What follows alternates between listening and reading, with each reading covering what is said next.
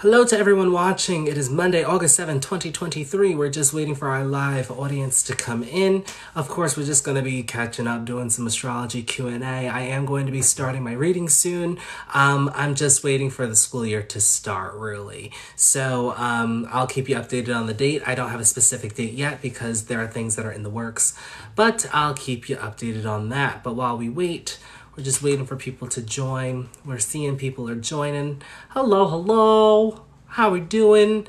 Happy Monday. How is everybody doing?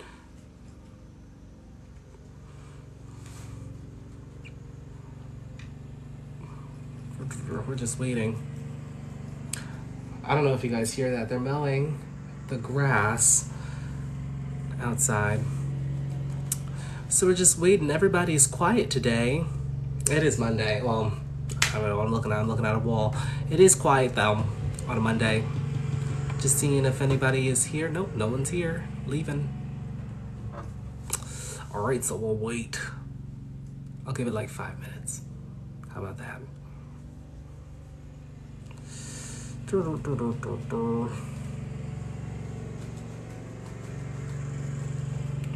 Hello, hello. For those that are coming in, everybody's coming all in.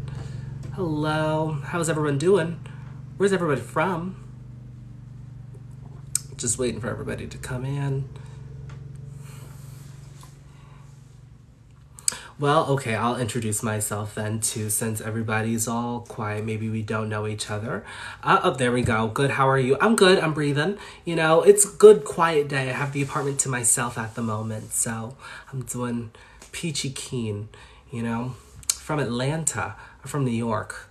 You know, today is cloudy skies. Wow, cloudy skies. It's cloudy skies outside, winds blowing east-northeast at 15 miles per hour.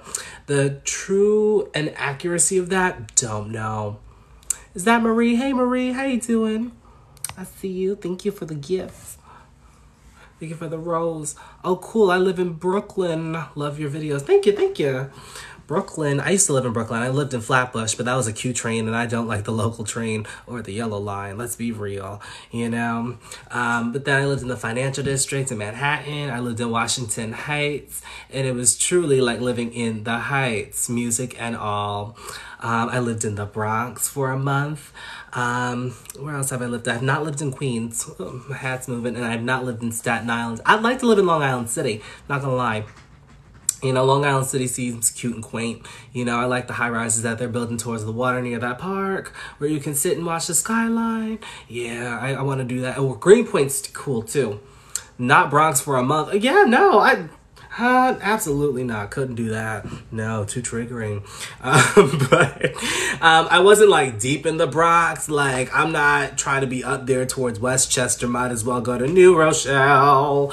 You know, I was in, I think, South Bronx, Mott Haven. Don't quote me on that neighborhood, but I was there, you know, and you know, getting to the train in the morning, I had to walk through the projects, and it was just not the greatest scenery to walk through. Very interesting people, very interesting situations that I've walked through at night and in the morning too. Yeah, I'm just not a fan of living in the Bronx. Brooklyn wasn't that bad. Like, I like Brooklyn. Manhattan, everything's just there, you know? I don't mind living in the financial district because it's quiet down there.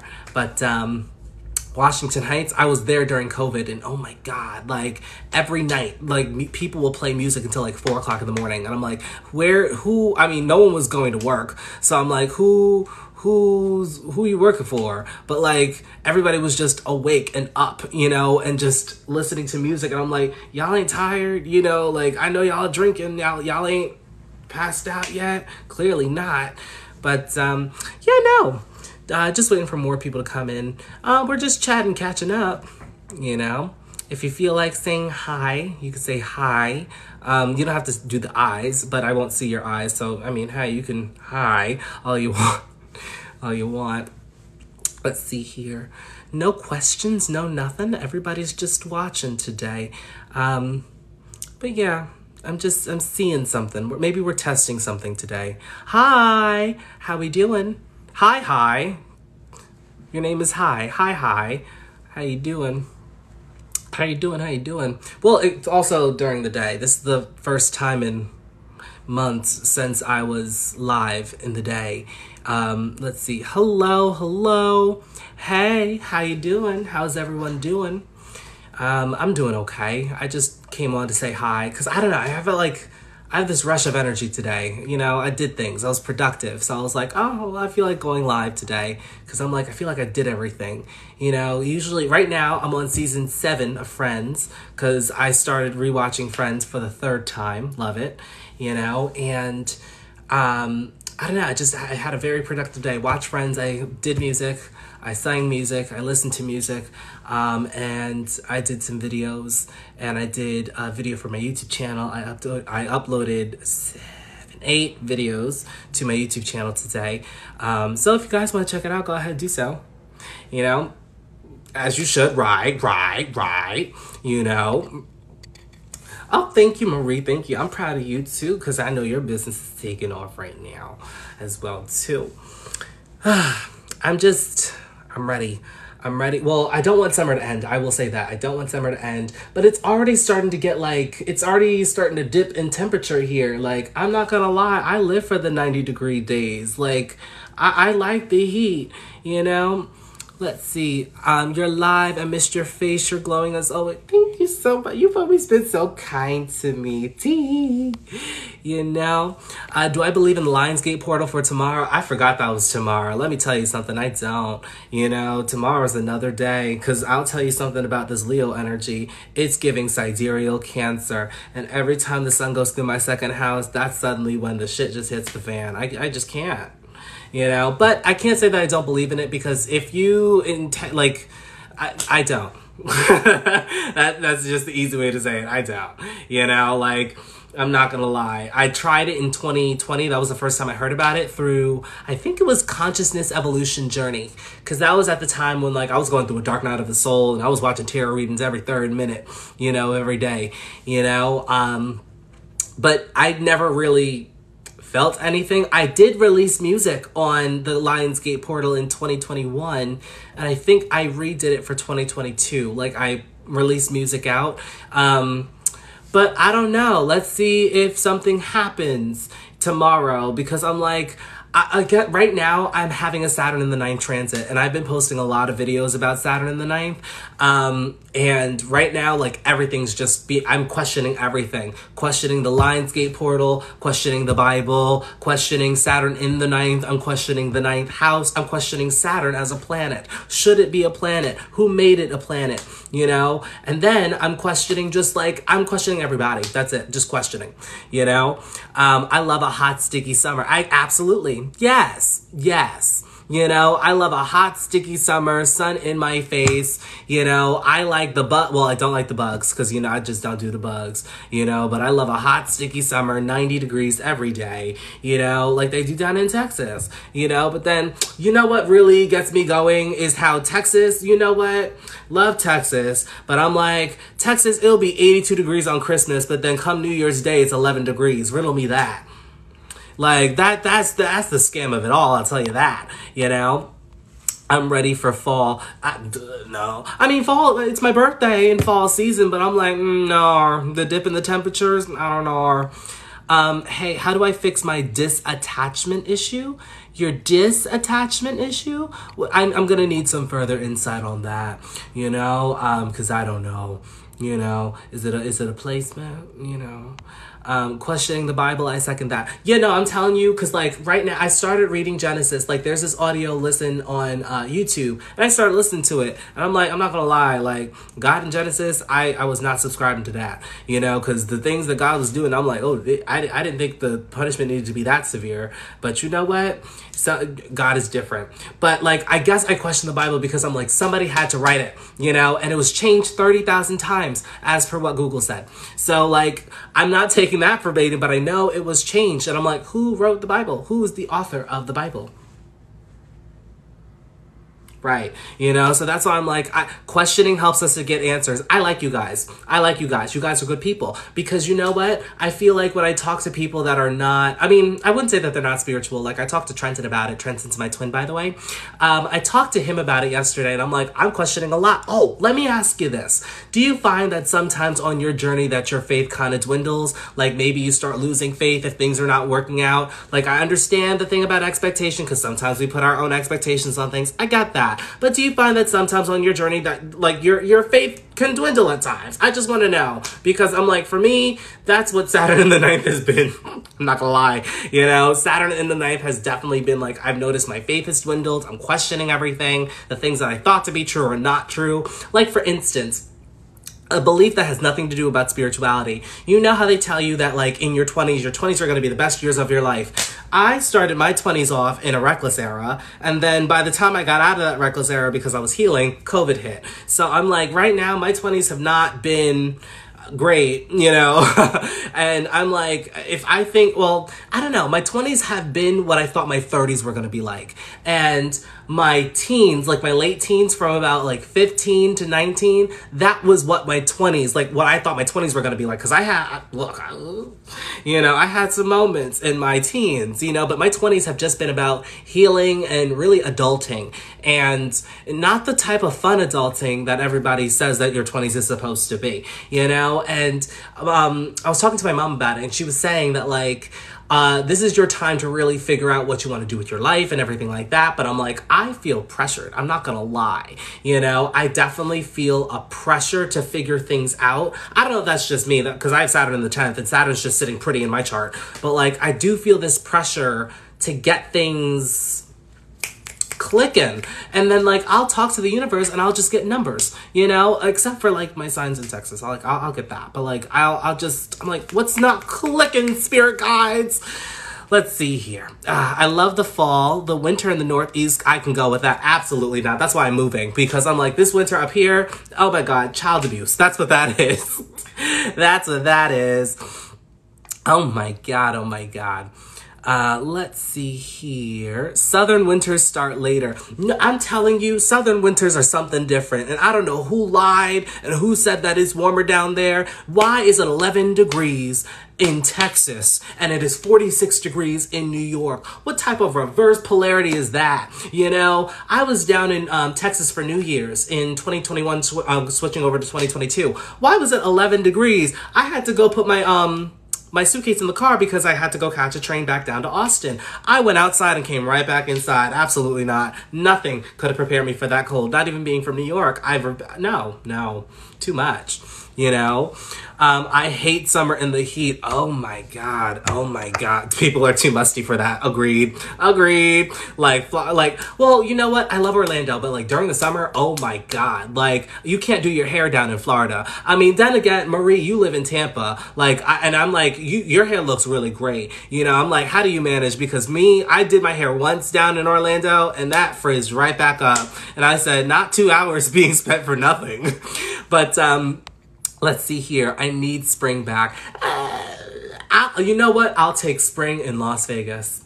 It's dry, it's warm, it's not too hot, but it's not too cold.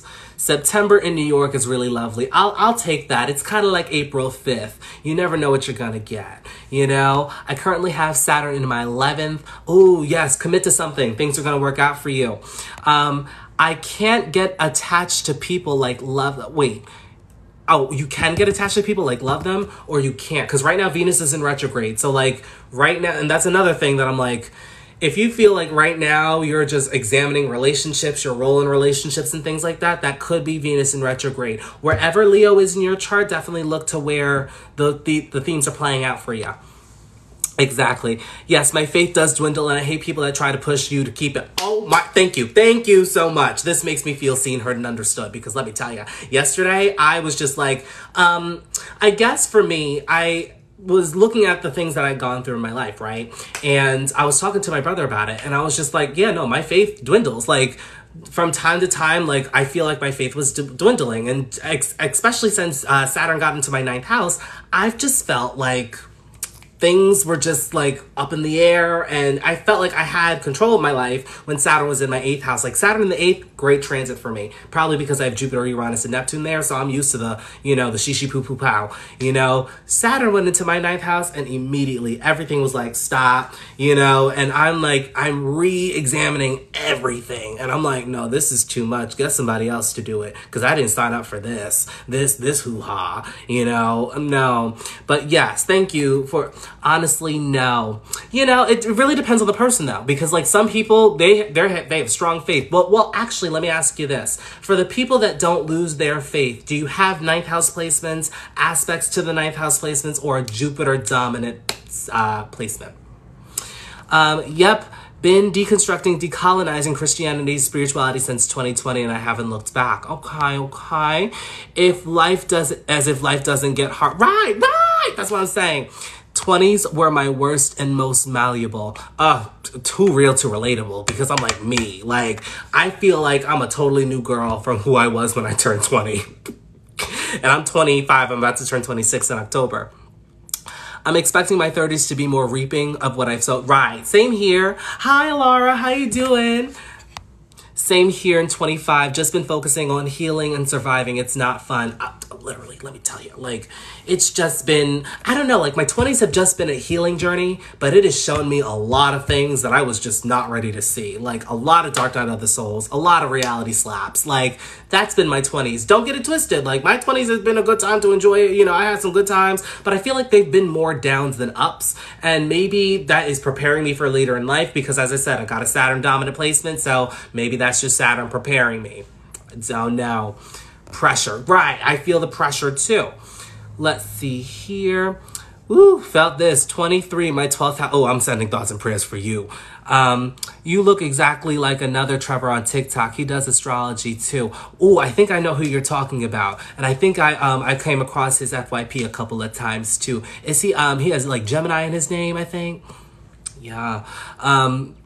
You know, the 23rd year, hardest year. I mean, well, I can't say it's the hardest year. I can't subscribe to that, because my 23rd year was actually pretty good. I was on Clubhouse at that time, but then I moved to Texas and things just stopped. So like, don't move. I'm doing okay. How are you doing? I'm doing all right. I'm breathing, you know. My room's a little naked at the moment. I don't have the art in the back, you know, just preparing some things. My Mars is in the 9th house, and I can get real into spiritual topics. And you know what? I'm like, people that have Mars and Saturn in their 9th house, I really want to talk to you during this time, because I'm like, natally could never do this. This is too much. Get somebody else to do it. You know, as a transit, I want out, like, you know, but I really want to know, like, what's your guys' perspective, because, like, your spiritual journey, want to know everything about it. What did you experience? How was it, like, getting on that journey, that 1-2 step? I have Saturn in the 7th house, too. Ooh, sending thoughts and prayers. Absolutely not. That's a dominant Saturn. Yes, it is. I feel like it's toxic positivity to push people to keep their faith. Life gets hard and we need a break. Absolutely. Retweet. How do you read transit charts with respect to your own? Well, I don't read transit charts. I just look at specific placements. Like, say, for instance, right now, Venus is retrograde in Leo. I just know what Leo is, like what house that is. That's my 2nd house. So I would just know that Venus is transiting the 2nd. When it enters Virgo, that's the 3rd. I use whole sign when I'm looking at transits. For you, Sagittarius ascendant, it would be in the 9th house. So, like, I would just pay attention to the placements at what, like, things are at. Like, right now, I think the moon is just in Taurus. I think it's in Taurus, because yesterday night it was in like the late degrees of Aries, so I know the moon's in Taurus right now. So paying attention to where Taurus is in your chart, that'll tell you what the moon is transiting through right now, the themes that may play out if you have dominant moon placements, or if the moon is just trying to get your attention on something as well. I have Leo, Venus, MC, North Node in the 10th house. What does retrograde mean for me? Retrograde usually it's usually a placement that you need to introspect. With Venus retrograde, this is matters of relationship, worth, value, money as well. Definitely there could be some karmic themes playing out, especially depending on where Venus is. But usually with Venus or any retrograde planet, there's some karmic things or some past lessons, like from past lives, that are playing out in this lifetime to make sure that you get the lesson. Saturn retrograde, I actually have that natally. Don't recommend it, because wow, you would think that Saturn retrograde, like during this period that Saturn Saturn's in retrograde, that I feel all great and fine. Like when Mercury goes retrograde, people that have that natally feel great. They feel perfect. They don't feel affected by it. Saturn retrograde, oh my God. Doesn't matter if you have it natally or not, you still feel affected by it. Let's see. I love Massachusetts falls. I went for a hike once in Western Massachusetts and cried to the top. Was beautiful. Oh, cried at the top. I want to go to Cape Cod, but I know Cape Cod doesn't really have hikes like that because it's mainly flat and sandy. But I do recommend, if you really like a hike, like, go, there's this, when I lived in Hawaii, there was this hike called, I think it was like the Poly hike, and it looked over the H3, which is the highway out there, and the mountains. I felt like I was in Narnia. Like that, oh my God. I think I have a picture somewhere, and I'll show you guys at some point. I'm gonna have to like make a video or come back at some point, but wow, like, but you know what? Now I'm gonna have to visit Massachusetts and go hiking there. Now, do they have mountains and things like that in Massachusetts, like Western Massachusetts? My mom and dad are Scorpio risings. Oh, Jesus. Oh, my God. Not two. Not two. My father was a Scorpio rising. That was enough for me. No. Sister, son, grandma, Venus, Mars, and other grandma, son. That's a lot of Scorpio energy. And they're all in one house. My 12th house is in Scorpio, and I grew up around Scorpio placements. How would that affect me? It's giving karmic energy. It's giving that transformation energy is going to be very karmic, and it could show up through your family. That's a lot of 12th house energy sitting there for you. Are you still living with them? Something tells me you may want to move far away from where you grew up. Let's see. Boston cold weather is crazy. Yeah, no. Boston, no. You guys get snow, and that wind and that lake effect is giving Chicago. I can't do that, you know? The humidity makes southern winters different. But see, and that's what I like about like Florida in the wintertime, because at least you guys have the humidity there. In Texas, at least in Austin, you don't have the humidity. Like, it's dry, you know, because we're getting all that, we get the wind from the Rocky Mountains, the wind from Chicago, we get the Gulf, you know, and then we're getting some of that El Nino, La Nina. I never asked to babysit the kids, you know, so we're getting all of that in Texas. And I'm like, I didn't ask for all of this, you know, so that's why you'll get an 82-degree summer or an 82-degree Christmas Day, and then by New Year's Day, it's going to be 11 degrees. It's sick. Let's see here. When I was in Georgia, it would be 70 in the winter, and I love that. See, I can wake up and it could be 82 degrees on Christmas. I could do that. I'll do my hair, you know? We're so overwhelmed by society having to survive, we can't focus on ourselves these days. I have 3 words for that. Saturn in Pisces. That's it. Because I'm telling you, Saturn went into Pisces and everything just, you know, went to shit. You know, you got the boat fight, you got SAG-AFTRA marching, you know, the writers and the actors. You got Carly Russell trying to fake a kidnapping. Like, what's going on? You know, let's see here. Ooh, these messages are delayed. My father has 7 Aquarius placements. Oh my God. Actually, you know, Aquarius is not that bad because they gain a lot and they're meant to give and share to other people. But it really depends on if you're a healed Aquarius, because if you're not, it's giving emotional detachment. You know, Saturn must be one of those placements. Let's see here. I got Libra Sun and Aries Moon. I'm a mess. Nah, it's just opposition. That could just tell you that your parents were at opposite decision making. That could have just meant that, like, depending on where you, hold on, you said Libra Sun, Aries Moon. Which one is above the horizon? Because that can show which parent you may have issues with. LMAO, I'm a Capricorn Moon, Saturn in the 4th. Ooh. See, I tell people with Saturn in the 4th, not an easy placement. It's another Saturn dominant placement.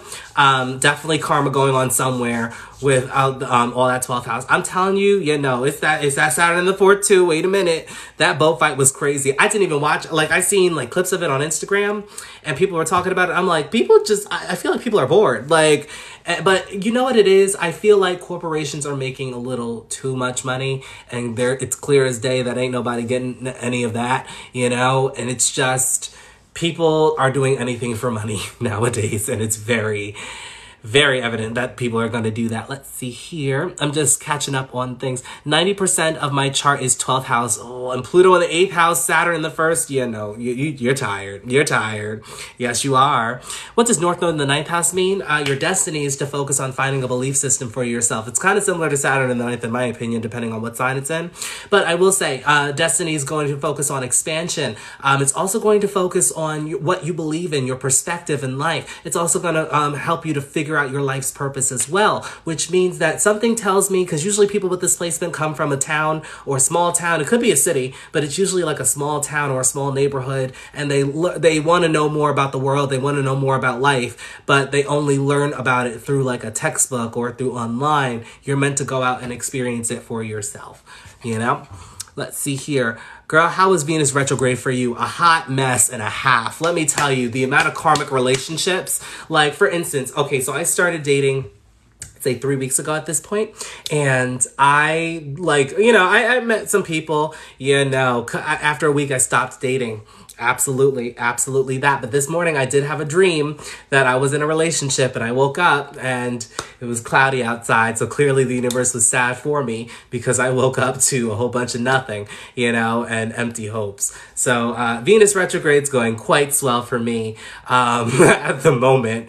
But like on top of Saturn retrograde too, I'm like, there's just so much retrograde energy. I'm introspecting about a lot. But I'm waiting for it to go into Virgo. I'll take Venus in Virgo any day. Yes. Let's see here. Where are you moving to? I don't know yet. I don't know. I know it's Texas, but like I'm still trying to finalize some things in Texas. So Texas, let's see here. I have an attachment issues. Like I can't like people like boyfriends and people like that. I'm not a counselor here. I'm not trying to diagnose anything, but usually when there's issues with men that can like the relationships that we have in the adult world can stem from the relationships that we had from our parents. Now if you didn't have any parents growing up, the people that raised you, that usually stemmed from like the relationships that we make. So the people that raised you, the people that have contributed to your growing up, your upbringing, usually have an impact on the relationships that you have. So this can actually talk about issues with the father, if in the case that boyfriends may be an issue, but is it men in general or is it all around people? Now, if it's all around people, as I said, that could be Venus retrograde. But if it's men in general, you may want to take a look at the relationship that you had with your father. Definitely do some deep diving there as well. Let's see here. Real, my 27 horrible got diagnosed with endometrial cancer this year. Oh God, I'm sending thoughts and prayers for you. You're going through it too. Definitely keep me updated on your journey too. I want to send you some compassion, love too. Cap, Sun, Aqua, Moon, and Rising pressure has been heavy. That Saturn energy is on you right now. Let's see here. Oh, God. I'm a Taurus Sun, Virgo Ascendant. What does that mean for me? You're very earthy. That's what that means. Let's see here. Saturn retrograde. Already read that. Let's see. Compatibility question, Gemini Moon, Capricorn Moon. I don't know. I don't know. My father died when I was 3. Interesting there. Now I don't want to deep dive here if you're not ready for it, but do you have any memories? Is there any memory that you may have, or is there stories that you were told? Does maybe your parents share any stories that maybe in the negative sense or in the positive sense as well? Was there also a male influence in your life that has maybe changed your perspective on males in general? Let's see here. Anytime a planet is in Virgo, I love it because it goes in my 6th house and I get stuff done. I like a 6th house transit, not Saturn there, because I had Pluto in my 6th house and it was very transformative when it was in my 6th house.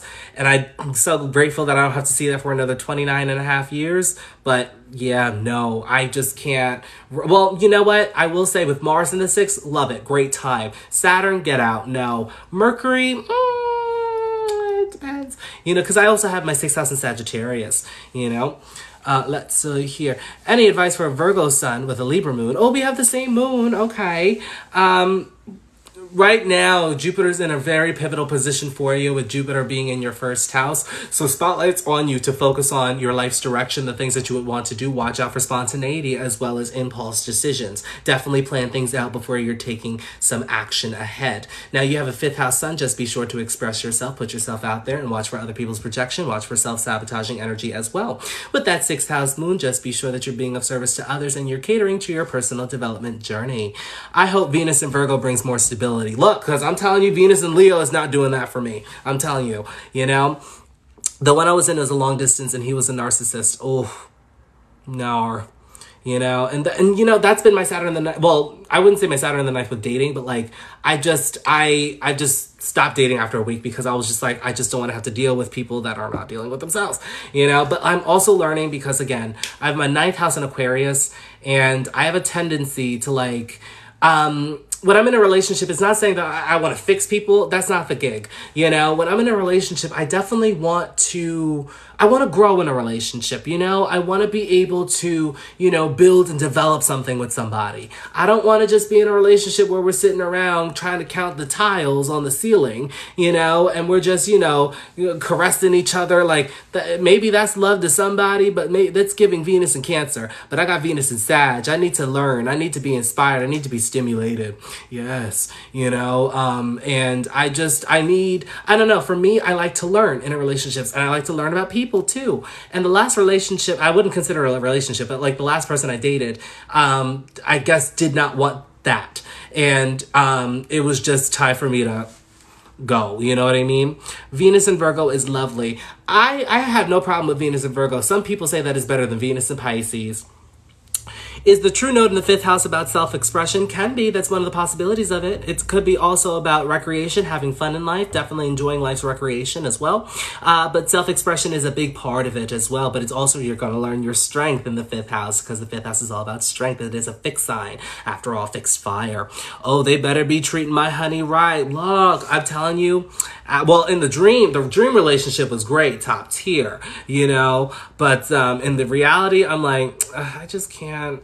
But I'm still healing right now, you know, because the relationship that I had with my father definitely has an impact on the relationship that I've had with the men in my life. And so I'm definitely learning how to still heal, and, you know, I'm learning how to heal those inner wounds. My father also passed away too. So it's hard because it's like, he was a Scorpio rising and he took secrets to the grave. Yes, he did. I'm telling you, I read that man's obituary and I learned some things. I learned some new things. I was like, you did what?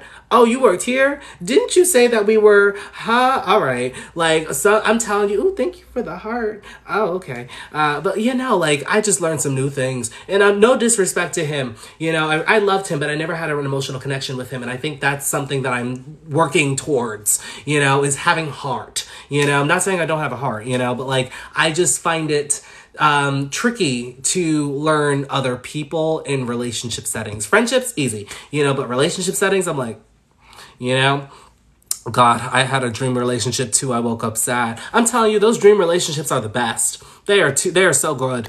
They're a good time. They're the boys' noise. Oh, my father died too. See, now we're all sitting here. Our fathers passed away. We should start a group and a book club. I'm telling you.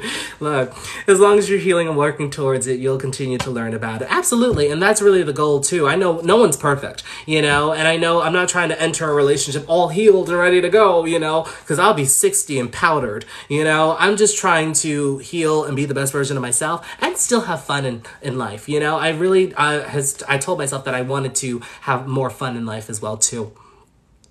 Let's see here. Real. I felt that. My dad is a Capricorn sun and moon. I feel like I've been his parent as a Cap moon. Oh my God. A lot of Capricorn placements. Teaching him how to be human. He was abused as a kid. And I think that's what happened with my father as well too. He actually had an Aquarius IC, and he was abused as a kid himself. He had a very difficult upbringing from what I hear. And a lot of that wasn't dealt with because, remember, like, my father's parents grew up in that time where they didn't talk about anything, you know, and I guess they have embedded in their foundation where they didn't really talk about anything either, you know. But my parents' generation was the generation of image, you know, like, I want to show you that we have it all together and everything's all peaches and cream, but behind the scenes it's a hot mess and a half. Like, that was my parents' generation, you know. And for my father, unfortunately, there were some narcissistic traits, as per what my mom said, as per what my brother said. As I said, I did not pay attention, you know, like, he said some things that, like, definitely stuck with me, but, like, I'm just learning that all stems from people's unhealed wounds, the things that they have gone through that they have not yet dealt with as well too. Let's see here. Same with Mars in the 10th. I need someone with a high drive. Look, you ain't wrong. You know, I got Saturn in the 10th. I'm like, I need somebody who's going to be ambitious. Somebody who has goals. Somebody who, you know, you're thinking about what's your next move. Like, I'm like, oh, Yes. You know, I need somebody like that. You know what I mean? Thoughts on Libra Mars. It's in detriment, so it does require a little bit more effort, but energy and drive is towards relationships, partnerships, interpersonal connection, business contracts. Definitely look at what house that falls in. But Mars in Libra, for the most part, definitely kind of gets frustrated after a while from people pleasing, trying to please others, trying to really get others to accept them and like them. And then they end up finding independence through themselves because they end up spending time with themselves. Finding independence through the relationship. Remember, the most important relationship that you can have is with yourself. That's right. Tell your friends. You know, let's see here. You want to grow together? Look, I'm willing to grow with people. You know, I want to grow. You know, we can grow together. Yes.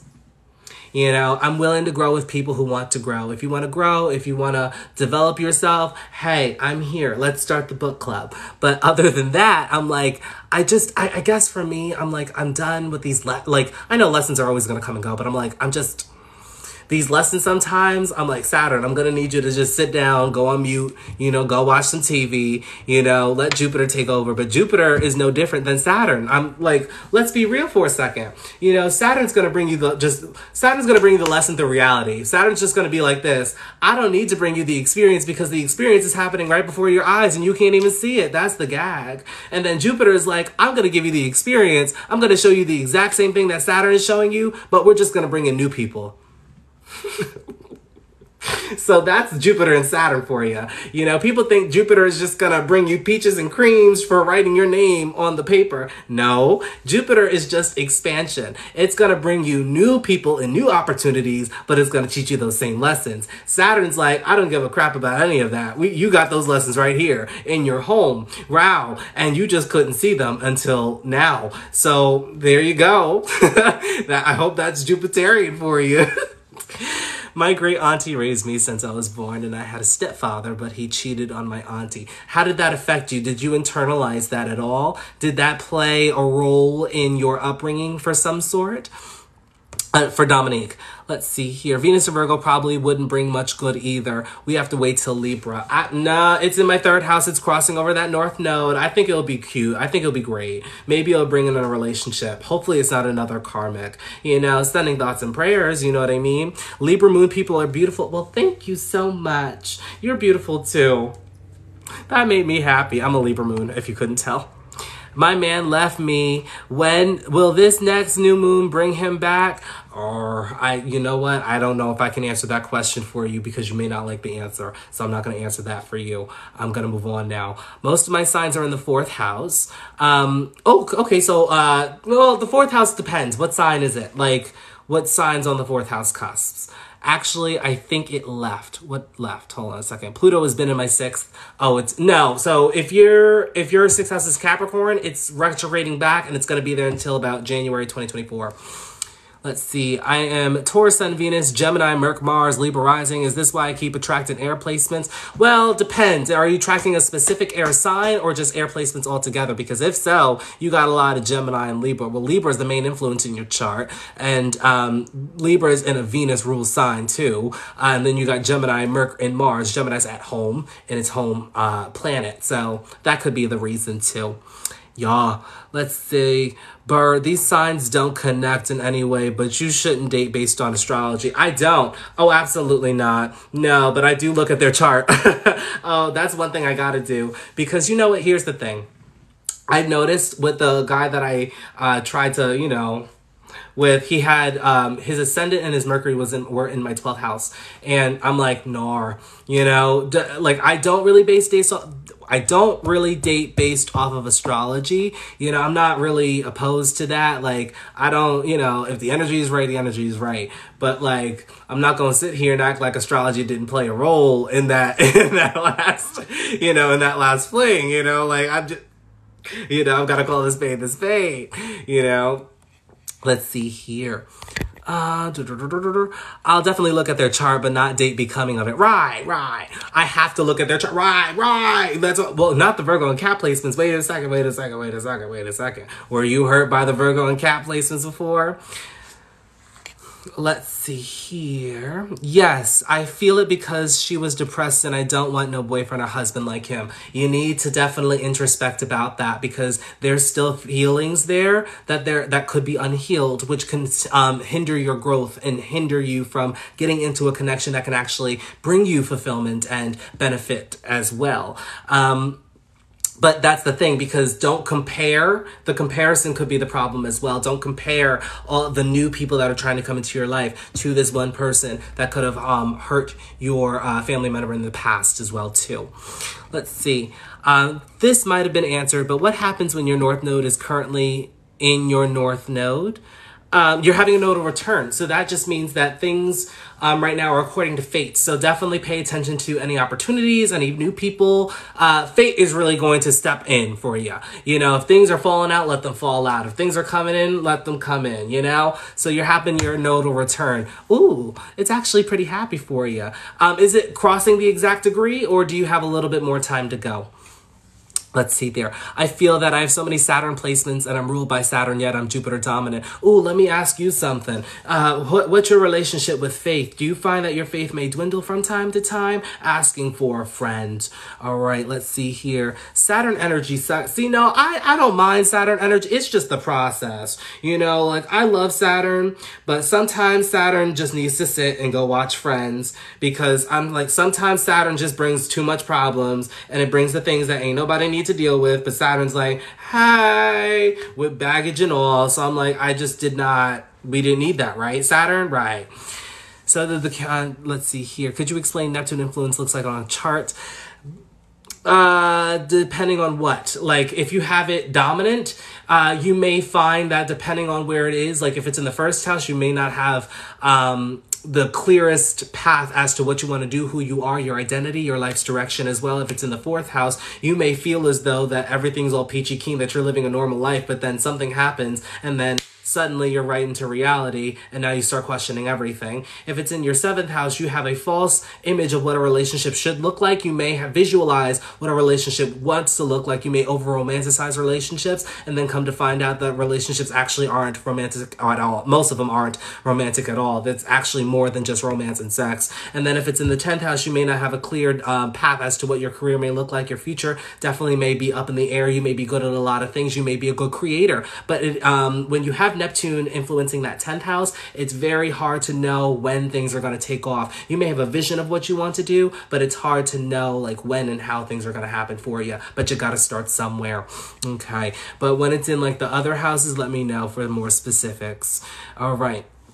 I always fall for Sag men and Virgo women. Let's see here. Like like Gemini energy tends to follow me in relationships, and that's sitting in my 12th house, and it's really giving karmic energy.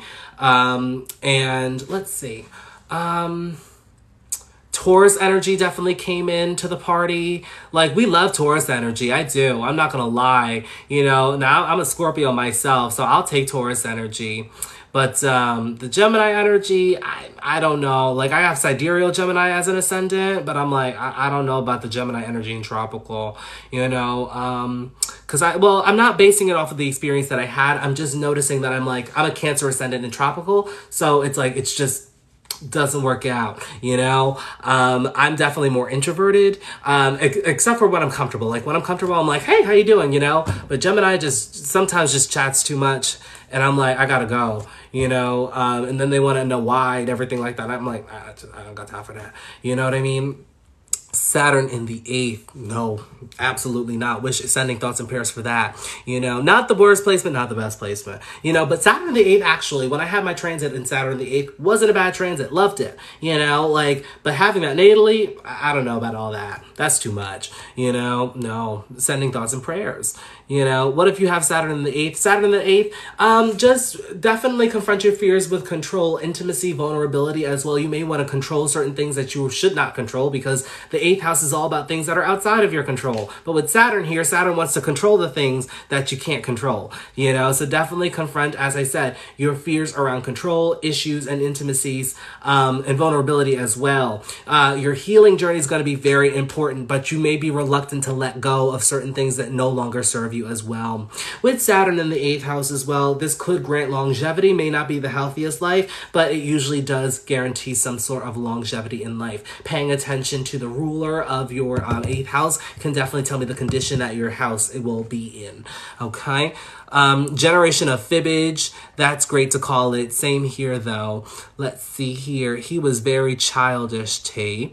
I keep my dad was a Gemini and I'm a Taurus with a Virgo ascending. I don't know what his rising is, but he was very childish. Gemini energy is actually the inner, like, it's like childlike energy.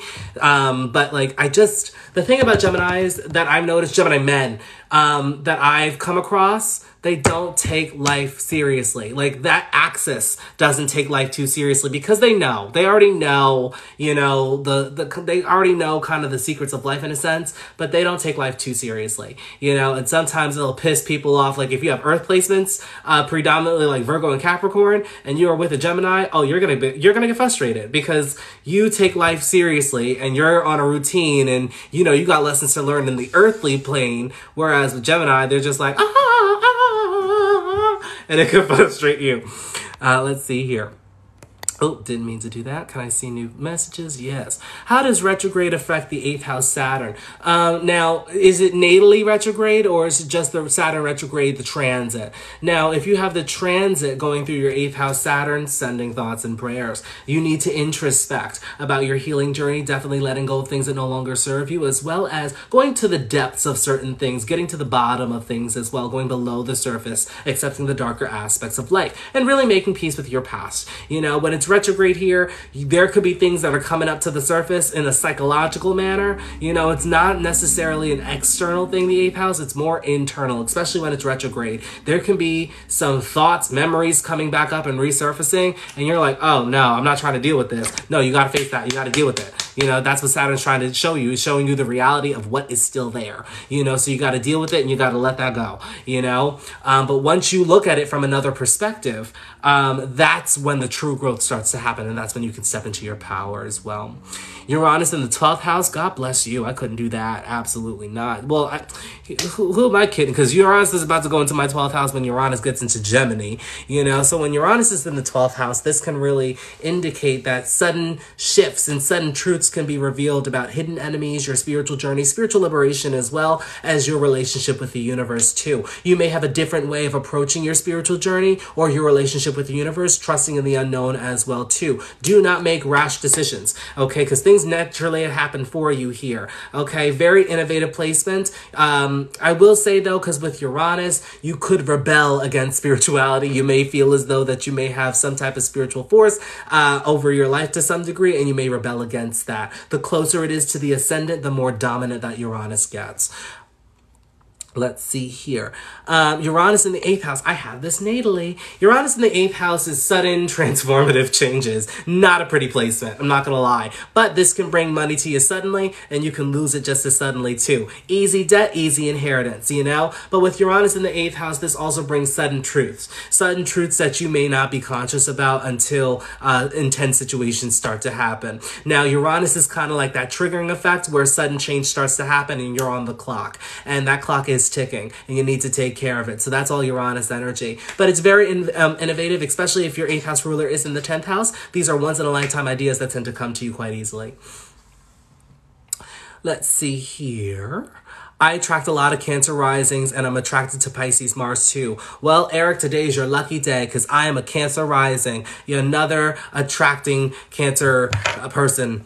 Yes. Anyway, I have 7 Saturnian placements. Oh, no. Sending thoughts and prayers. And it's in opposition to my Mars, North Node in Midhaven. So that's all conjuncture IC. Oh, God, no. Absolutely not. You know, what's your life been like? You okay? You breathing? I have a very strong belief system, but at times it's easier not to believe in anything, I suppose. That's what that's kind of what I'm feeling like right now.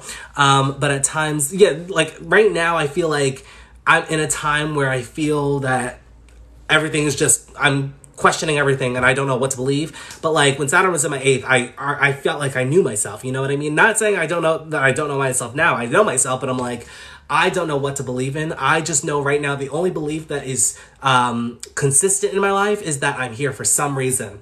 You know, something, some energy is keeping me here. You know, that's really my belief right now. Let's see here. Neptune is conjunct your ascendant. Oh, sending thoughts and prayers. So Neptune conjunct the ascendant. You definitely need to have a relationship with the universe and really establish that connection there. Trusting in the unknown can definitely help you out too. Pay attention to your subconscious, your dreams as well. This can definitely reveal some things for your life's direction. You may have a vision of what it is that you want to do, but you don't know the path to take to get there, if that makes sense. Sit and watch Friends exactly with a margarita to lighten up. Right, because I'm like, Saturn I feel like is just two in her pity party. And I'm like, Saturn, well, here's the thing. I feel like Saturn is that sober aunt. She didn't have sex in 3 years and she's bitter. She tries to go out on dates, but then people realize that her personality is a little too much. And then she complains about it to everybody. But then everybody's just like, Saturn, like, just sit down and watch television. But Saturn's too disciplined because now she has 5 businesses that she's running, but she walked herself into it because remember, we're in Saturn and Pisces. So she walked herself into it. And then she complained that it was too much, that she's giving so much of her energy away and she's getting little back in return. And so we're all telling Saturn to relax and really just self-reflect, but Saturn keeps babbling on and keeps showing us the reality of her energy. So that's what Saturn is right now, you know. So Saturn does need to just sit back, watch Friends with a margarita, just sip a little. Ain't nothing wrong with enjoying life's escapism, you know, but just don't form a habit towards it. Right. What was the question? Anyway, let's see here. What do you think about Jupiter in the 12th house in Sagittarius? Actually, a great placement, not going to lie. Jupiter in the 12th is home. Sagittarius does fairly well in the 12th house for the most part. There's a lot of karmic dealings there. It's all positive for the most part.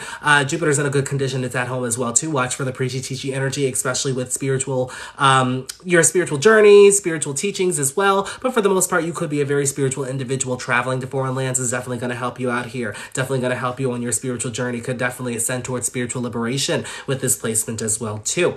With Jupiter in the 12th, definitely pay attention to your dreams. A lot of expansion here, a lot of creative energy within you. Okay, so just be sure that you are expressing that out in some way, somehow. Okay, you may have a lot of energy. Remember, Sagittarius energy is definitely an abundance of energy, and it's kind of like that warlike energy too. And a lot of people don't really talk about that. So definitely watch out for balancing out that energy too, because when you have an abundance of energy, you need an outlet to put that energy somewhere, okay? And it may go towards spiritual journeys, but just be sure that we are applying that towards other endeavors like realistic endeavors too, okay? Balancing out that 6th house because your Jupiter does desire realism, reality, developing yourself in this personal setting as well as physical health, your daily work routine as well as work schedules as well too. Whew, okay, looking at this chart is def fun. I mean, some people take it serious and they don't date certain signs. Yeah, no, I used to be like that with Gemini because I had a bad experience with the Gemini, but now I'm just like, I don't care what sign you are. Just please come correct. Please be on a healing journey. Just please know something. Please just be aware. Be aware and be willing to grow. That's all I'm asking. That's all I'm asking. You know, if you're a Gemini, I may cringe inside, but like we will deal with it if you're healing and growing. You know, I'm really just hoping for maybe a Cancer. You know, I'm really just hoping maybe for I'll take an Aquarius. I'll take a Capricorn, a healed Capricorn. Don't give me the low octave Capricorn. I can't do that. I'll take an Aquarius. I'll even take an Aries. I take that back. I won't take an Aries. I have Saturn there. You know, maybe I'm praying. I don't know. Just send me somebody who's healed. I'll take a Cancer. Okay, great. What was the question? All right, here we go. Thoughts on Neptune and Chiron in the first. So I already described Neptune before. Just need to establish a connection with the universe. With Chiron in the first, there are wounds around your identity. There are wounds around being yourself, in a sense.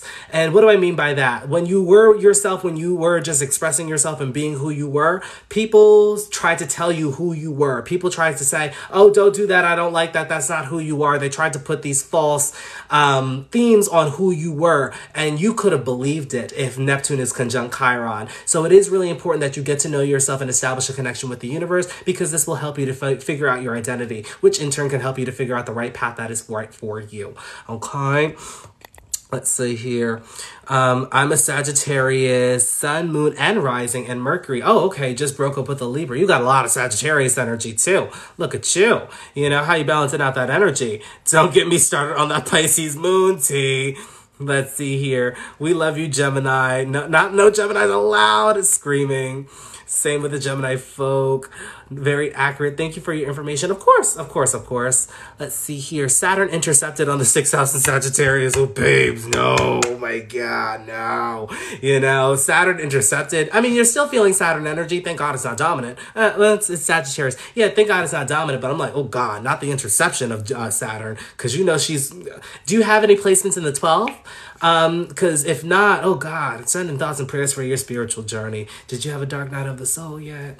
Cancer rising with a Cap. Oh, hey, okay, wait a minute. I'm a Cancer rising too. Yes. Capricorn moon in the 7th conjunct Neptune. Okay. So we need to talk about relationships real quick. All right. Have you had the real relationship yet? You know, are we, you know, do we have the realistic Capricornian sense? Because, you know, Capricorn in the 7th house, from one Capricorn 7th house to another, Capricorn in the 7th house throws you the ringer, brings you all those toxic relationships that you think are cute in the beginning. Then you end up realizing that they were actually toxic from you from day one. Like, and then you got Neptune there. I just want to know your experience. I want to know your story. I cannot stand Pisces men for some reason. I don't know if it's because my sun or moon or what. If you have the same sun as somebody, like that could, because I don't see myself ever dating a Scorpio sun, you know, I feel 2 Scorpios in the same room. Oh God, no. I mean, my Scorpio sun is in the 5th house. It'd be a party. But like, 2 Scorpios? No, that's too much. And then on top of it, I'm an October Scorpio, and knowing the universe is going to bring a November Scorpio. I can't do that. No, absolutely not. Sending thoughts and prayers. I am Saturn dominant and moon. I'm hella confused about life. Wait, same here. The confused about life too, yes. You know, I said what I said, but I'm Saturn and moon dominant as well as sun dominant too. Yeah, but Saturn right now is going through my 9th house, so that's why I'm confused about life. What's your story?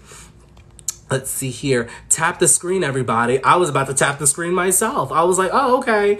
Aquarius Uranus in the 8th house, opposite Leo North Node. Ooh, this sounds like my chart. Were you born in 98, 99? Okay. So Uranus. Ooh.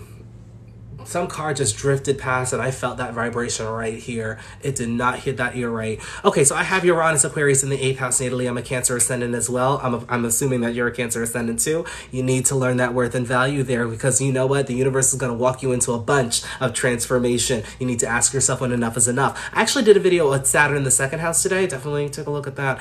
May give you some hints on your North Node. Okay, because with Leo North Node, it's all about expressing yourself, but really expressing yourself when you know yourself. So it's really becoming confident in knowing yourself and expressing that out despite the projection that you may get from other people. It's okay to be stubborn here. I'm not gonna lie, especially if it's in your 2nd house, you know. But with Uranus here, the universe will constantly test your patience with that North Node. So with Uranus, you may feel suddenly that transformative situations happen. You need to ask yourself when enough is enough, and definitely get back to yourself. Remember that there needs to be the balance between giving and receiving as well. Okay, let's see here. The chat today is kind of chaotic. I'm not gonna lie. Look, I'm not mad about it. You know, right now it's chaotic energy, chaotic chat. I feel like it's a match made in heaven. Are you ever going to start reading charts on live again? Thank you so much for reminding me. Yes, I'm starting back in September because I will be in a new location. What is that new location? Don't know. But yes, I will be starting readings live in September. I will open my readings back up for private readings back in September because I go based off the Northeast school time. You know, I know school is back in session somewhere, but not here in the Northeast. We start in September after Labor Day because we don't put in the labor until after Labor Day, right? So I will be starting in September. Dates are coming soon. I may just pop up and be like, hey, I'm doing readings today. But so we have about a month, you know, but I'm not going to continue to do readings in this location because the energy is not correct here. So yes, I will keep you updated, but readings will continue next month. Let's see here. All right. My sister and I are both aqua, and we do not get along.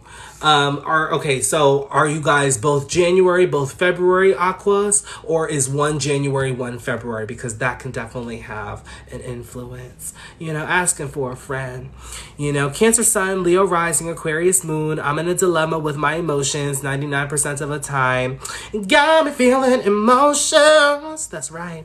Let's see here. Well, that is because your moon is opposite your rising. You know, so you may be fulfilled with relationships, partnerships, interpersonal connection, business contracts. But we all know that Aquarius energy. We all know that you just want to be by yourself sometimes too. And then that Leo rising is too confident when you're by yourself. But then you're like, well, I need connection, you know? But then when you're around connection, you're like, too much. I need to detach. You know, it's the karmic dance back and forth. I get it. Sending thoughts and prayers. And then the 12th house moon, the 12th house sun just doesn't make it any better, because now she's sitting in delusion too, sending thoughts and prayers. You know, I get it. I get it. Don't do us caps like that describing your 7th house. Look, I said what I said. You know what? Capricorn in the 7th house drags you through the mud with relationships, karmic relationship after the next. That makes you feel like you're crazy, that you're insane, when in reality it's just Saturn sitting here talking about, we're teaching you lessons. I didn't ask for these lessons. Absolutely not. You know, let's see here. I have a kite. Oh my God, I used to have a kite all the time, but I don't even know what happened to that kite. It was a Winnie the Pooh kite, and like, I bought it from like this fair, and I tried to fly it and it didn't work out. You must be talking about the kite in astrology. I knew that. Anyway, I have a kite and a grand fire trine between my 10th house, Aries moon, 2nd house, North Node in Leo, 5th house, Pluto in Sagittarius. Ooh, Pluto.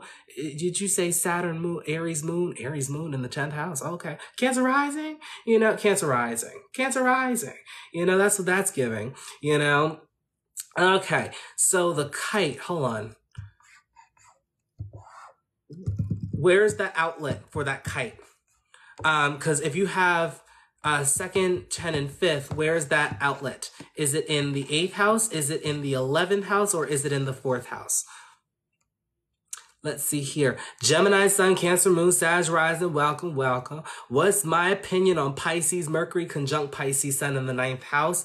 Oh, very good teacher for spirituality. Oh, you're definitely an excellent student of higher knowledge, an excellent student of life. Finding your life's purpose may be a little tricky, not gonna lie for you. Sometimes when you're communicating with other people, especially about spirituality, people may not understand you. Watch out for the woo-woo language, because that tends to come with Pisces, Mercury. I know, it may be a water thing. I said what I said. But you know what? As long as you understand it, as long as you have that connection with the universe, you'll be fine. You'll be golden. You're definitely taking a lot of your skills into the 9th house here, which, as I said, makes you a great teacher with Mercury. Conjunct the sun here too. You'd be an excellent teacher. Be sure to share your experience with other people, as well as sharing what works for you. Now, I'm going to ask you, because you have 9th house placements. Now, I know your name is Faith, but does your faith ever dwindle, Faith? You know, I'm asking for a friend. You know, let's see here. We have new messages. All right, Cancer rising as well. Come on, Cancer risings. I haven't seen kites in years. You know what I haven't seen in years? Ice cream men. I have not seen an ice cream man in years. I think Saturday was the first time I saw one. I was like, oh my God, what? Like, I have not seen them in years. Kites, the ice cream men, the McDonald's that used to be creative and now they all look like boxes. You know, like what's up with that? You know what I mean? Am I still able to travel abroad if Saturn's in my 9th house? You could. It's just going to require a lot of planning. It may have restrictions. There could be delays when you're traveling as well. Could be delays when you're trying to fly out. So definitely just be sure that you're planning. I thought something left my mouth. And if it did, where did it go? Anyway, let's see here. It's tough. The truth. Look. So many singers and celeb have Mercury and Pisces retrograde. Isn't that interesting? Pisces and Pisces and Sagittarius. I noticed that celebrities tend to have it. Back then, like the celebrities that we know and we like, they're just known by their first name. Like for instance, Celine, Whitney, Mariah, you know, Michael Jackson, all had 9th house placements. Now I'm noticing that artists and celebrities to this day have 12th house placements. It's giving Jupiter energy. I don't know. You know, with Venus transiting my 5th house, is it good for business? Yes, especially for entrepreneurship. Yes, here. Yes. Definitely will connect you with other people. Venus is actually in planetary join the 5th house. So it's actually at a very good position there. Depending on the sign though. You know, if it's in like Scorpio, I'm like, you know, but it does good in Leo. Does good in, of course, Taurus and Libra, does good in Pisces. Just watch out for Venus in Scorpio, watch out for Venus in Aries, and watch out for Venus in Virgo as well. Venus in Virgo it technically still does well, so don't listen for the Venus in Virgo part. Venus is my chart ruler, and Venus retrograde has me all messed up. Yes, it does. You know, absolutely. I'm sending thoughts and prayers to you too. You're definitely feeling it. The Saturn, Venus, when Mars is retrograde, I know those people were feeling it. Thank God, my chart ruler is the moon, and she doesn't retrograde. She just eclipses. When the eclipses happen, hot mess. No, just don't even get on camera. Absolutely not. A mess, you know. She's a February and I'm January, close to Cap. Yep, see that's the thing, you know. You guys may be in different deacons, and that's why you probably guys don't get along. You know what? I'm not gonna lie. January Aquarius is better than February Aquarius is. I said what I said. If anybody else is offended, I said what I said. I still like Aquarius energy, but I'm just saying energy is just usually greatest when it's in the month prior, you know? Just same for Scorpios. I like October Scorpios, November Scorpios. You guys are a little too intense for the liking, you know? Sagittarius is a hit or miss, you know? Like Gemini, I don't know. You know, June Geminis, I haven't met actually a May Gemini. Just kidding, I have. Oh, I met one. Anyway, moving on. Anyway, moving on. Okay, Jupiter, third house, Aquarius. Ooh, you have a lot of knowledge that you should share out with other people, but it's very progressive, so people may not listen to you right away. Don't get frustrated with that. You have a lot of ideas there, okay? So be sure to write down those ideas because you can definitely utilize them for your future. Jack of all trades, definitely master of none. But hey, you'll always do it better than the master of one. You can come up with multiple businesses ideas. You'd benefit from working from yourself, especially because your chart ruler is in the third house. Assuming that you have a Sagittarius rising, right? I think you're seeing more celebs with 12th house placements is because we have more depressed bees these days. Alara, that's not wrong, or you're not wrong, you know, like, but I guess that's the thing though, like, back then, because I love the 80s, the 90s, early 2000s, great time to be alive. I was only alive for 3 years of that, but, you know, like, I'm very interested in that era and time because entertainment was just on it. Music on it. Like, people were there. People showed up and out to those events, you know? Nowadays, it's a little, it doesn't hit the same, you know? Like, everybody's sad. Everybody has anxiety, depression. They're on somebody's medication. Like, it's a little different, you know? Entertainment is different now, too. You know, when things were in the 9th house, or when you had a lot of 9th house influence, that trined the 5th house. The 12th house quincunxes the 5th house. So you're not getting that trine. There's a lot of compromise there. There's a lot of start and stop energy. Things are good, but then something happens. Somebody's trying to expose the industry. Somebody gets on and says that Jay-Z is keeping Beyonce drugged. Like, it's that energy now. And I'm like, I just want to go back to when entertainment was good, when entertainment was like, wow, like, for instance, if I were alive when Whitney Houston first came out with I Want to Dance with Somebody, I would have just, like, I don't know what I would have done. Like, I'm pretty sure when that song first came out, that song should have been everywhere. It probably was everywhere. Nowadays, it's like, I don't even know who's famous nowadays. I don't even know whose music is out. Like, I know Charlie Puth, his TikTok just came up on my FYP. And I'm like, I didn't even know he was still making music. You know? Please don't sue me, you know? Let's see here. I was 12 and I loved it. Like, what a time to be alive. Like, and then you also grew up with the 90s too. Who even cares? LOL. It's also processed. My heart. Wait a minute. Because 80s, 90s, and 2000s entertainment, that's different. That's different.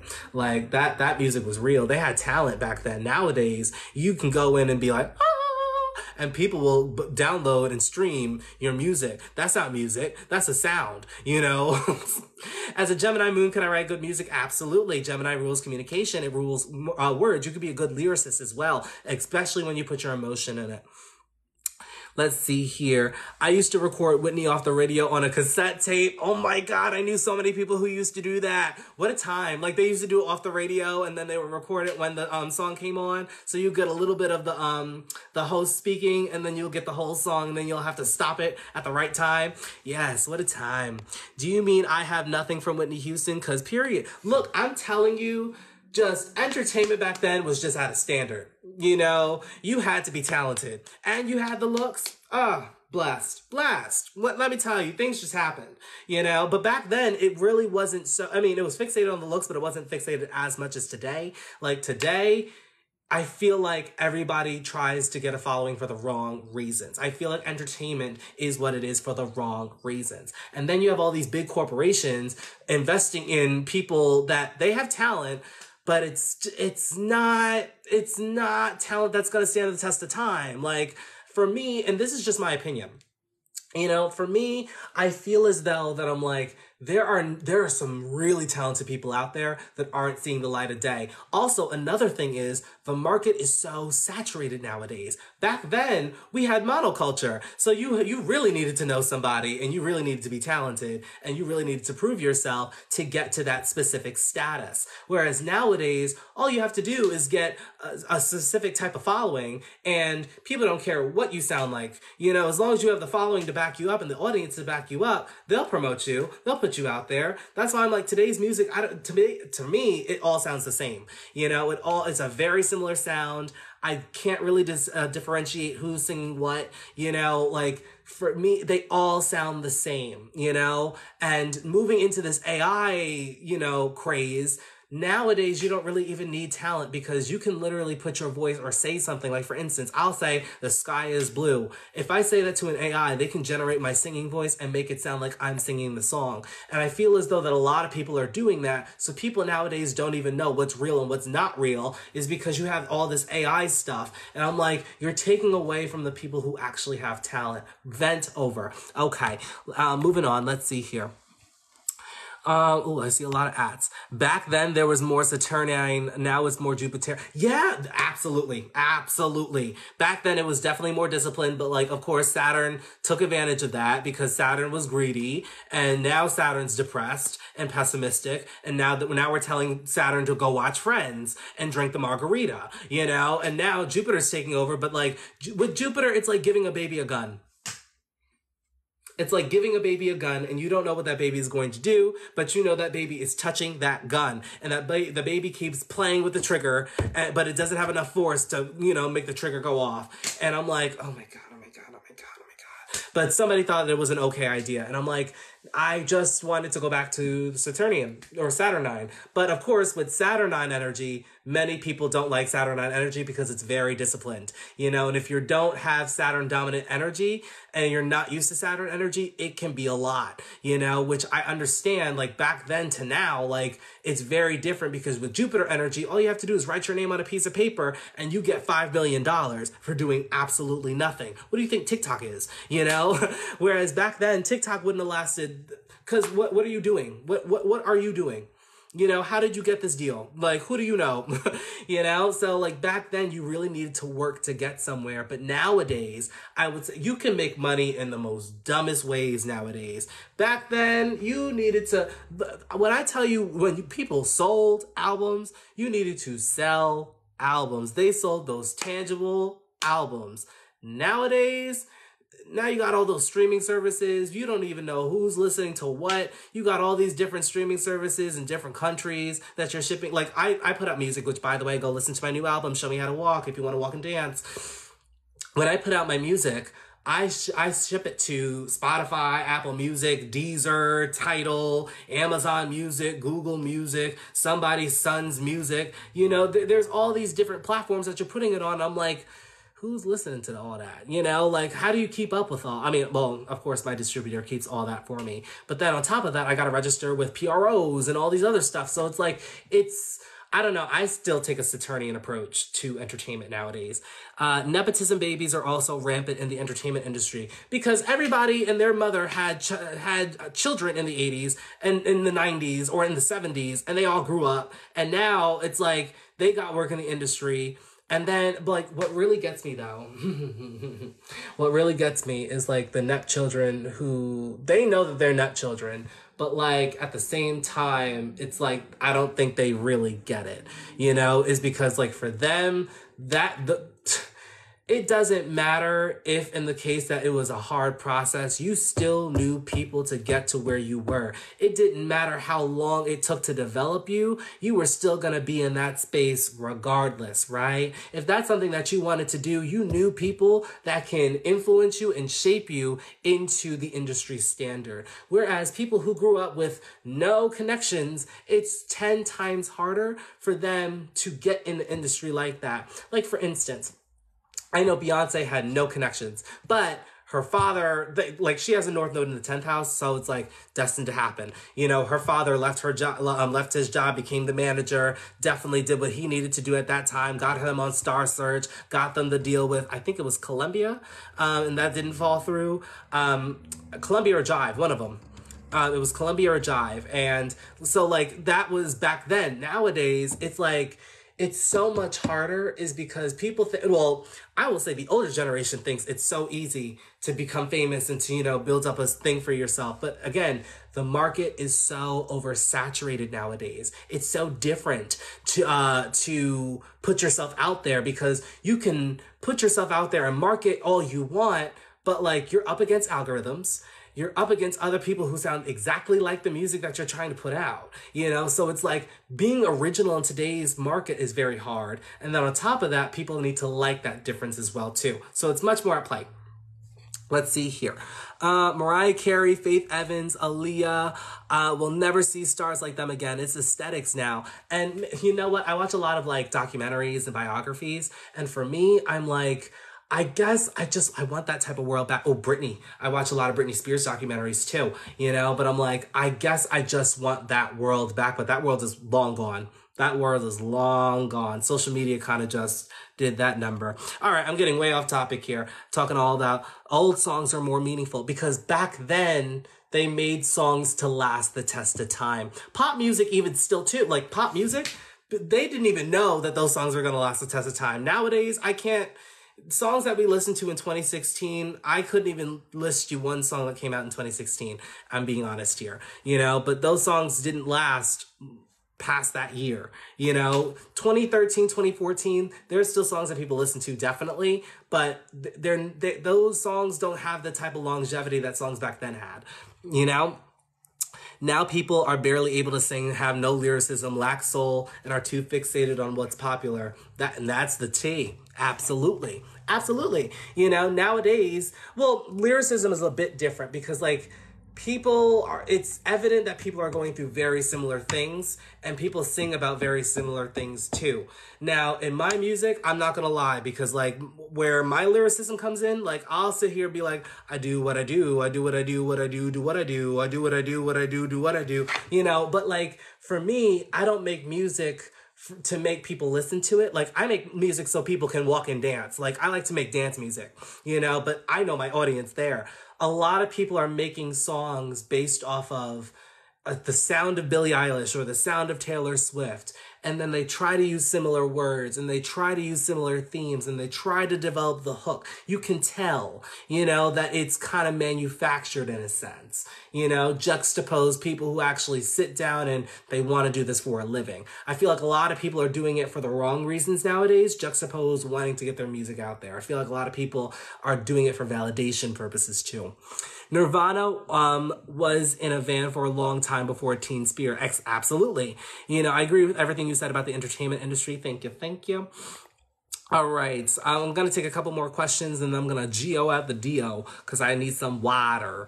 People don't stay in the game for more than 2 to 4 years nowadays because a lot more is expected of them. You know, social media is now a factor. And nowadays I was watching a documentary and the documentary had said that now, like back then, record deals put that you need 10,000 hours of practice time in your contract. Because back then they had a lot of development deals. Back then they wanted you to practice. They wanted you to be good because those were physical sales, you know, whereas today That clause is not in your contract. They don't do development deals nowadays. Nowadays, you have to come ready and prepared. You know, we could develop you along the way, but okay, you got the followers, you got the look, you got the style, you got the sound. We're going to push you on stage. There we go. You know, make us money. That's what it is nowadays. You know, nowadays A&R labels are only doing what's working. You know, we're still in a time and in a phase where people are still doing what's working. And a lot of people, you can tell that we're in a nostalgic phase because a lot of people are influenced by the 80s and the 90s sounds, you know, but them trying to redo a spin on that, it's not, to me, at least, it's not working, you know? Let's see here. You are so right. Ice Spice, for example, not Ice Spice. I'm telling you, like, are you offering paid readings? I am next month, and I was just going to say here before I G-O out the D-O. Let's see here. I love electronic music, and the same thing happened to that genre too. No originality. Absolutely. You know, I think you would like my album, by the way. Go listen to it. It's called Show Me How to Walk. You can find it in the link in my bio. A lot of artists don't have sustainability. They just want quick money. Tay. Let's see. And the people that do have been in it since the early 2000s and below. Right. So Weedy is another example. It's crazy to me that everyone is complaining about their current state of music, but A&R doesn't care. Because as I said, A&R is only doing what works. A lot of people are signing they're signing some deals that are not cute. You know, a lot of these artists are coming out and speaking about it. You know, the truth of the industry, especially nowadays, is that they're looking for somebody who's going to get sales for their company. You know, a lot of people are calling these people out on it nowadays, you know, but Pluto and Capricorn killed the entertainment industry. Yes, it did. I'll tell you that. Pluto and Capricorn, the Gemini phase, like social media, like that all took away the physical aspect and it made everything digital. With entertainment prior to 2007, 2006, people were putting their music online, but people weren't being discovered all the time through online. People were actually going out and actually showcasing their music on stages at venues that were reputable. You know, nowadays, and then, no, not even nowadays. I would say 2008, 2009 happened. And that's when YouTube started getting big and people started singing on YouTube and then they got discovered. But all these people that got discovered on YouTube, at the beginning, those people were meant for it. But nowadays, now you're just finding anybody and everybody, and not everybody is destined to sustain that. And this is what we talk about a lot in spirituality and astrology.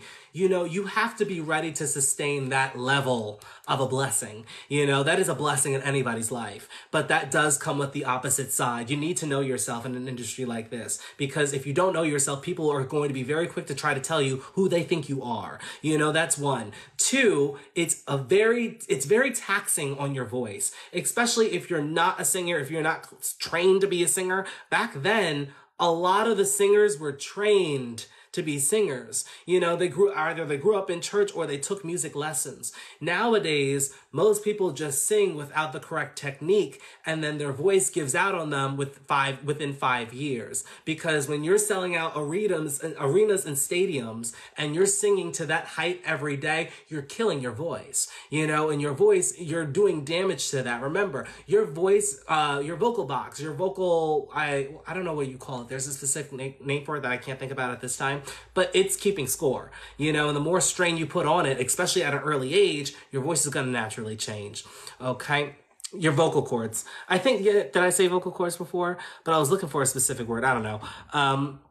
What is more sad is that celebs who had good music back then started doing bad music, because when you're in the industry for that long, you have no choice but to either make the trend or keep up with the trends. Because remember, most of those people that are making music to this day probably don't have money. You know, not saying that like Mariah Carey or Janet Jackson doesn't have money because they're well off, but like if you took off back then and you were making out like consecutive albums still to this day, it's either you need money or you're owing your record label another album, you know? But nowadays it's like if you reached your peak, everybody has their time under the sun, you know? And if you reached your peak, That's just that.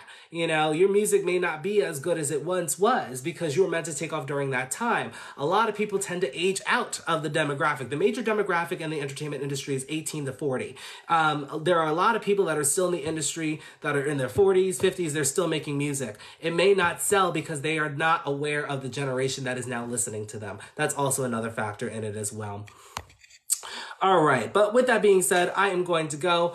Readings are going to be open next month, okay? Next month, I will open readings on live, and I will also open readings on my website, TRZO.square.site. Of course, pay attention to the videos. I will be putting out more videos from here and there, but I will not be doing readings in this location, okay? But I will definitely keep you guys updated. I'll probably go live once more before I do the live readings, and I will open up the readings too. But without further ado, I fare thee well, everyone, all right? Take care. Happy Monday. Have a great week. I'll see you soon. Bye-bye.